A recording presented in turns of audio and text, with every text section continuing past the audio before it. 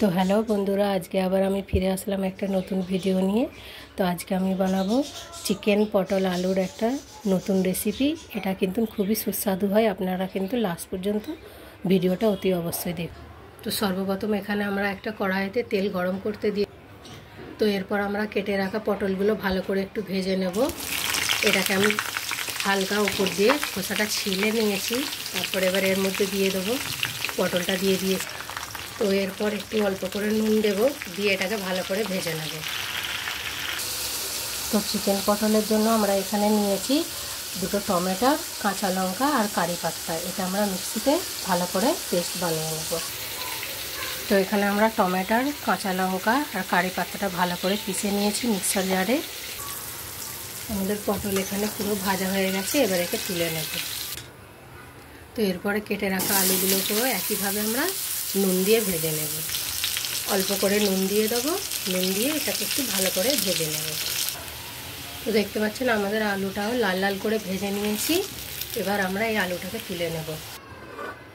তো এখানে আমি চিকেন নিয়েছিলাম, চিকেনটাকে নুন, হলুদ, লঙ্কার গুঁড়ো দিয়ে ভালো করে 15 মিনিট রেস্টে দিয়েছি। এবারে এই চিকেনটাকেও আমরা ভালো করে ভেজে নেব। তো আমাদের চিকেনটাও ভালো করে ভাজা হয়ে গেছে। এবার চিকেনটাকেও এবার তুলে নেব। তো এরপর আমরা এখানে দুটো পেঁয়াজ কেটে রেখেছিলাম, এটাকে ভেজে নেব ভালো করে।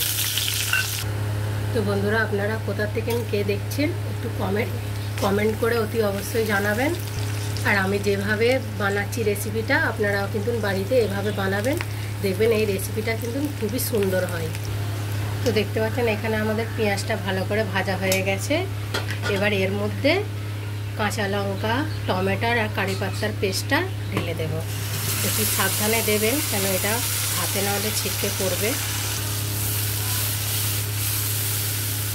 তো এর মধ্যে আমরা কিছু মশলা ঢেলে দেবো। তো তার জন্য এখানে নিয়েছি লঙ্কার গুঁড়ো 1 চামচ, হলুদ গুঁড়ো 1 চামচ, নুন 2 চামচ, আপনারা স্বাদ অনুযায়ী দেবেন।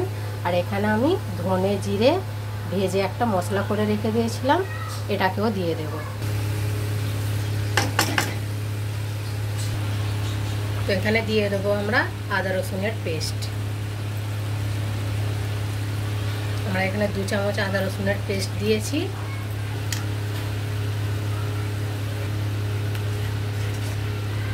তো এটাকে আপনারা ভালো করে খুব কষিয়ে নেবেন। যতক্ষণ না এটা তেল ছাড়ছে ততক্ষণ এটাকে ভালো করে কষিয়ে নেব এই মশলাটাকে। এর মধ্যে দিয়ে দেবো তেজপাতা। এই মশলাটা দেখতে পাচ্ছেন আমরা ভালো করে এটা কষিয়ে নিয়েছি। এবার এই মশলাটা আমরা এই হাঁড়ির মধ্যে ঢেলে দেব, কেননা আমাদের এতটা চিকেন, আলু, পটল আছে তো কড়াইয়ের মধ্যে আসবে না, তাই আমি মশলাটা এর মধ্যে ঢেলে দেব। এই মশলাটা দিয়ে কিন্তু খুব সুন্দর একটা গন্ধ ছেড়েছে। তো আমরা এর মধ্যে কড়াইয়ের মশলাটা পুরো হাঁড়ির মধ্যে ঢেলে দেব, দিয়ে পানি দিয়ে দেব। তো আমরা কিন্তু এখানে পানি দিয়ে দিয়েছি। আপনারা আপনাদের মতন যেরকম ঝোল রাখতে চান সেই অনুযায়ী আপনারা কিন্তু পানি দিয়ে এটাকে সিদ্ধ করে নেবেন। এবার এরপর দিয়ে দেবো এখানে উপর দিয়ে একটু গরম মশলা। এই গরম মশলাটা কিন্তু আমি বাড়িতেই বানিয়েছি। তো আপনারা যদি এই গরম মশলার রেসিপিটা যদি চান তাহলে আমাকে কমেন্ট সেকশানে অতি অবশ্যই জানাবেন, আমি কিন্তু আপনাদের তৈরি করে দেখাবো।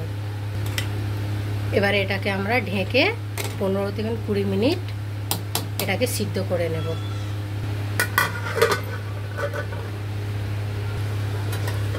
তো বন্ধুরা, এখানে কিন্তু আমাদের সবজিটা কিন্তু একদম ফুটে গিয়েছে। তো বন্ধুরা, এখানে আমাদের চিকেন আলু রেসিপি একদম রেডি হয়ে গিয়েছে। এবার এর মধ্যে দিয়ে দেব উপর দিয়ে ধনে পাতা কুচি। তো বন্ধুরা, এই রেসিপিটা আপনাদের কেমন লাগলো আপনারা কিন্তু অতি অবশ্যই কমেন্টে জানাবেন। আর আমাদের সামিন ইয়াসমিনা ইউটিউব চ্যানেলটিকে সাপোর্ট করতে একদমই ভুলবেন না, শেয়ার করে দিন আর সাবস্ক্রাইব করতে একদমই ভুলবেন না কিন্তু। তো দেখা হবে নতুন আর একটি ভিডিও নিয়ে।